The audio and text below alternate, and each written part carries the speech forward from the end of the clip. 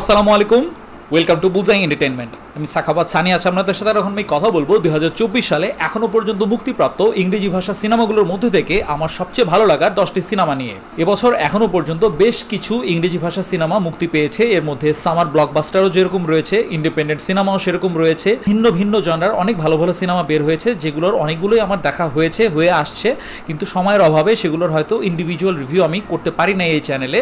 In fact আমি যখন চ্যানেলের ভিডিওগুলো স্ক্রল করে দেখলাম যে এবছরে এখনো পর্যন্ত আমি একটাও ফরেন কন্টেন্ট নিয়ে কথা বলি নাই।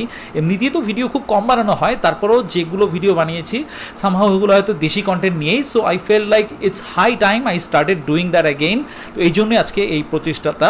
তো সবসময় টপ চার্ট করার ক্ষেত্রে যে কথাটা বলে থাকি যে এখানে যে সিনেমাগুলো থাকবে, যে প্রেফারেন্সে থাকবে, সেই প্রেফারেন্সের সাথে হয়তো আপনাদের পছন্দের মিল নাও থাকতে পারে। আপনারা হয়তো কোনো স্পেসিফিক জনরার সিনেমা বেশি পছন্দ করেন। আমি আসলে সব ধরনের জনরার সিনেমাই দেখি, পছন্দ করি। আমার মুডের উপর ভিত্তি করে যখন যেই ধরনের মুড থাকে সেরকম সিনেমা দেখি। তো সেই ব্যাপারটা এই টপ চার্টে প্রতিফলিত হবে। তো আশা করি আপনারা সেভাবেই ব্যাপারটা দেখবেন। চলুন আর কথা না বাড়িয়ে মূল টপ চার্ট শুরু করা যাক। 10 late night with the devil. 1970-এর এক জনপ্রিয় লেট নাইট টক শো এর হোস্ট জ্যাক ডেল রয় ব্যক্তিগত ও পেশাগত জীবনে বেশ প্রতিকূল ও হতাশাজনক পরিস্থিতির মধ্য দিয়ে যাচ্ছেন। কমে যাচ্ছে তার প্রোগ্রামের টিআরপি। এই অবস্থা থেকে উত্তরণের একটা শেষ চেষ্টা হিসেবে 1977 সালের হ্যালোউইনের রাতে তিনি আয়োজন করেন একটা বিশেষ শো এর, যেখানে আমন্ত্রণ জানানো হয় বিশেষ কিছু অতিথিদের। শুরুটা ভালোভাবে হলো, একটা পর্যায়ে সবকিছু চলে যায় নিয়ন্ত্রণের বাইরে। 22 মার্চ মুক্তিপ্রাপ্ত দারুণ ও ইউনিক কনসেপ্টের এই সুপারন্যাচারাল হরর সিনেমাটির পরিচালনায় ছিলেন ক্যামেরন কেয়ারনেস এবং কলিন কেয়ারনেস। একেবারে 70-এর লেট নাইট টক শো এর স্টাইলে নির্মিত এই সিনেমাটি আশা করি হরর লাভারদের বেশ ভালো লাগবে। 9 দ্য বি কিপার। 12 জানুয়ারি মুক্তিপ্রাপ্ত অ্যাকশন থ্রিলার জনরার এই সিনেমাটির পরিচালনায় ছিলেন ডেভিড আয়ার, যিনি এর আগে পরিচালনা করেছিলেন সুইসাইড স্কোয়াড এবং ফিউরির মতো সিনেমায় দেখানো হয় অ্যাডাম ক্লে নামের একজন বি কিপার বাস করেন এক দয়ালু ও বয়স্ক নারীর ভাড়াটিয়া হিসেবে। একদিন সেই বয়স্ক নারী শিকার হন এক বড় রকমের স্ক্যামের এবং নিজের সমস্ত সঞ্চয় হারিয়ে নিঃস্ব হয়ে বেছে নেন আত্মহননের পথ। প্রিয় ও শ্রদ্ধাভাজন এই মানুষটিকে হারিয়ে সেই স্ক্যামারদের বিরুদ্ধে প্রতিশোধের মিশনে নামেন অ্যাডাম ক্লে। আপনারা যারা সিনেমায় গল্প ও চিত্রনাট্যে নতুনত্ব খোঁজেন এবং চরিত্রায়নে গভীরতা আশা করেন, তাদের কাছে দ্য বি কিপার সিনেমাটা একেবারেই বিলো অ্যাভারেজ লাগবে। কিন্তু আমার মতো যারা একদম পিওর অ্যাকশন লাভার এবং জেসন স্ট্যাথামের সিনেমা দেখে অভ্যস্ত, তারা আমার মতে এই সিনেমার ব্রুটাল অ্যাকশনস এবং জেসন স্ট্যাথামের ওয়ান ম্যান আর্মি শো দেখে যথেষ্ট বিনোদিত হবেন। 8 Godzilla x Kong the new empire.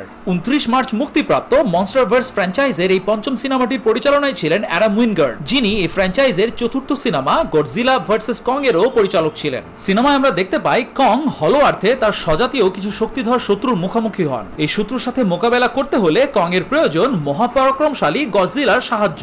এই সিনেমা থেকে আমার যেরকম প্রত্যাশা ছিল আমি ঠিক সেরকমটাই পেয়েছি। ফ্র্যাঞ্চাইজের অন্যান্য সিনেমাগুলোর মতো এই সিনেমাতেও হিউম্যান ক্যারেক্টারগুলোর না ছিল ডেপথ, না ছিল সিগনিফিকেন্স। বিশেষ করে গত বছর মুক্তি পাওয়া Japanese cinema Godzilla -1 human emotion ও ভিজুয়াল স্পেকটাকেলের দুর্দান্ত একটা ব্যালেন্স করে যে বেঞ্চমার্ক সেট করেছে, সেই তুলনায় গডজিলা এক্স কং এর ইম্প্যাক্ট অনেকটাই তুচ্ছ মনে হবে। তবে এত কিছু মাথায় না রেখে জাস্ট সিনেমা হলে কিছু ভিজুয়াল স্পেকটাকেল আর মনস্টারদের ফাইটিং এনজয় করতে চাইলে নিঃসন্দেহে সিনেমাটা আপনাকে তা অফার করবে। 7 মিন girls.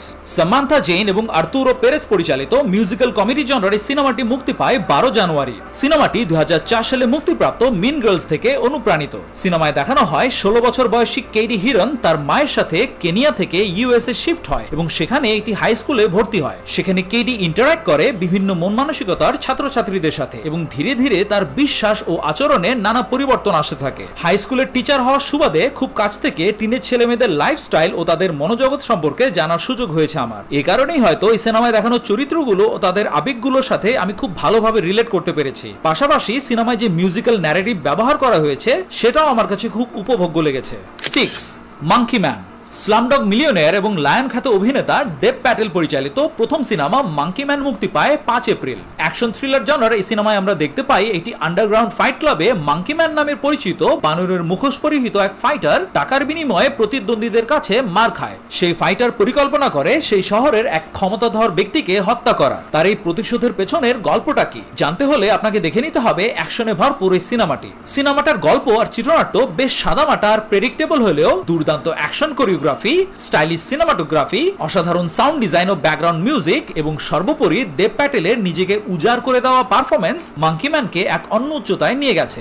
5. The Ministry of Ungentlemanly Warfare, Lock, Stock and Two Smoking Barrels, Snatch, Sherlock Holmes, A Game of Shadows, The Man from U.N.C.L.E., The Gentleman এর মতো অজস্র জনপ্রিয় সিনেমার নির্মাতা গাই রিচি পরিচালিত এই সিনেমাটি মুক্তি পায় 19 এপ্রিল। দ্বিতীয় বিশ্বযুদ্ধের পটভূমিতে একটি সত্য ঘটনার উপর ভিত্তি করে নির্মিত স্পাই অ্যাকশন কমেডি জনরের সিনেমায় আমরা দেখতে পাই ব্রিটিশ প্রাইম মিনিস্টার উইনস্টন চার্চিলের নির্দেশে নিয়মের তোয়াক্কা না করা একটা আনকনভেনশনাল টিমকে পাঠানো হয় হিটলারের জার্মান ইউবোটকে ধ্বংস করার মিশনে। খুবই জমজমাট ও ঘটনাবহুল চিত্রনাট্যের এই সিনেমার সংলাপ আর অ্যাকশন দৃশ্যগুলো ছিল খুবই উপভোগ্য। পাশাপাশি হেনরি কেভিল এবং অ্যালান রিকসনের বিস্ট মুড এবং এইজা গনজালেসের গ্ল্যামারাস উপস্থিতি ছিল বাড়তি আকর্ষণ।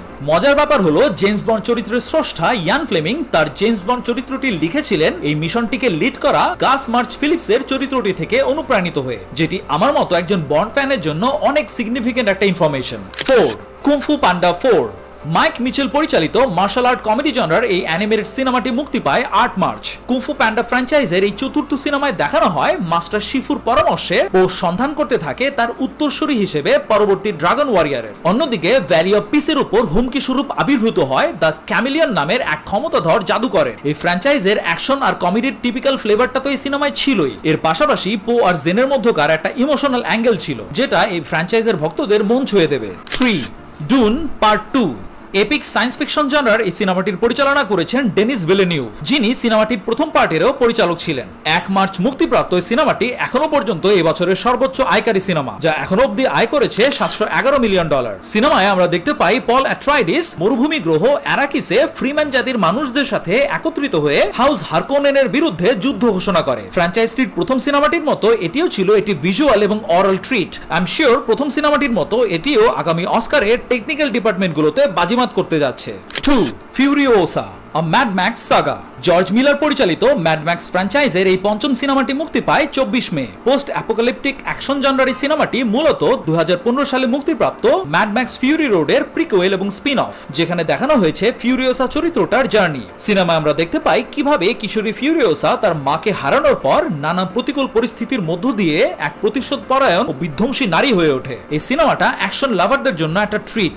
যারা জর্জ মিলার পরিচালিত এই ফ্র্যাঞ্চাইজের আগের সিনেমাগুলো দেখেছেন তারা জানেন যে নানা রকম প্র্যাকটিক্যাল এফেক্টস আর ঝুঁকিপূর্ণ স্টান্ট ওয়ার্কের সমন্বয়ে কতটা ইউনিক আর থ্রিলিং অ্যাকশন সিকোয়েন্স ডিজাইন করে থাকেন মিলার। ফিউরিওসাও এর ব্যতিক্রম ছিল না। এছাড়া সেট ডিজাইন, সিনেমাটোগ্রাফি, ব্যাকগ্রাউন্ড স্কোরের সন্নিবেশে যে এপিক সিনেম্যাটিক এক্সপেরিয়েন্স সিনেমায় প্রেজেন্ট করা হয়েছে তা যারা সিনেমা হলে দেখেছেন তারা কখনোই ভুলতে পারবেন না। এছাড়া ফিউরিওসা চরিত্রে আনিয়া টেইলর জয় এবং এই চরিত্রের কিশোরী বয়সটা রূপদানকারী অ্যালায়ালা ব্রাউনি ছিলেন দুর্দান্ত। তবে আমার মতে রিয়েল শো স্টিলার ছিলেন ক্রিস হেমসওয়ার্থ। ডিমেন্টাস চরিত্রে তার মেকআপ, গলার স্বর, অভিব্যক্তি সবই ছিল একদম অন্যরকম এবং অবশ্যই আউটস্ট্যান্ডিং। তবে সত্যি বলতে যদি ম্যাড ম্যাক্স ফিউরি রোডের সাথে তুলনায় যাই তাহলে আমার মতে বেশ পেছনেই থাকবে ফিউরিওসা। ফিউরিওসার ক্যারেক্টার জার্নি আর ডিমেন্টাসের সাথে তার ডাইনামিকটা এস্টাবলিশ করার জন্য চিত্রনাট্যটা বেশ ধীরগতির বানিয়ে ফেলেছেন মিলার, যেটা অন্তত এই ফ্র্যাঞ্চাইজের কাছ থেকে এক্সপেক্ট করিনি আমি। নাম্বার 1 অ্যানাউন্স করার আগে চলুন দেখে নিই কিছু অনারেবল মেনশনস।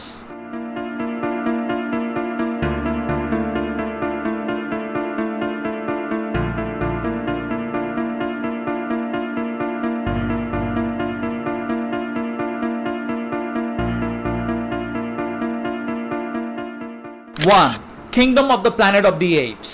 10 মে মুক্তিপ্রাপ্ত সায়েন্স ফিকশন অ্যাকশন জনারের সিনেমাটির পরিচালনায় ছিলেন ওয়েস বল। ফ্র্যাঞ্চাইজের ঠিক আগের cinema war for the planet of the apes এর গল্পটা যেখানে শেষ হয়েছিল তার 300 বছর পর থেকে শুরু হয় এই সিনেমার কাহিনী, যেখানে দেখানো হয় নোয়া নামের একটি ইয়ং শিম্পাঞ্জি তার বাসভূমি আর পরিবার হারিয়ে যাত্রা শুরু করে মে নামের এক নারীকে নিয়ে। তার এই অভিযাত্রায় ঘটা বিভিন্ন ঘটনা মানুষ আর এপদের সম্পর্কে তার থাকা পূর্ব ধারণা একদম পাল্টে দেয়। This is one of those rare franchises that don't have a single bad movie. বেশ ধীর চিত্রনাট্যের সিনেমা হলেও সিনেমার চরিত্রগুলোর চরিত্রায়ন, অর্থপূর্ণ সংলাপ, সিনেমার মাধ্যমে দেওয়া বার্তা, সিনেমার অ্যাকশন দৃশ্যগুলো এবং সর্বোপরি সিনেমার ভিজুয়াল এফেক্টস কোয়ালিটি আপনাকে মুগ্ধ করবে। তো প্রিয় দর্শক, এই ছিল 2024 সালে এখনো পর্যন্ত মুক্তিপ্রাপ্ত ইংরেজি ভাষা সিনেমাগুলোর মধ্য থেকে আমার সবচেয়ে পছন্দের সিনেমাগুলো নিয়ে এই বিশেষ টপ চার্টটা। তো এর মধ্যে কি কি সিনেমা আপনারা দেখেছেন এবং কোন কোন সিনেমাগুলো এই টপ চার্টে থাকতো বলে আপনারা মনে করেন প্লিজ কমেন্ট সেকশনে জানান। ভিডিওটি ভালো লাগলে লাইক ও শেয়ার করুন। এই চ্যানেলে এরকম কন্টেন্ট নিয়মিত দেখতে চাইলে এই চ্যানেলে সাবস্ক্রাইব করে আমাদের সঙ্গেই থাকুন। আপনারা সবাই ভালো থাকুন, সুস্থ থাকুন, নিরাপদে থাকুন। আল্লাহ হাফেজ।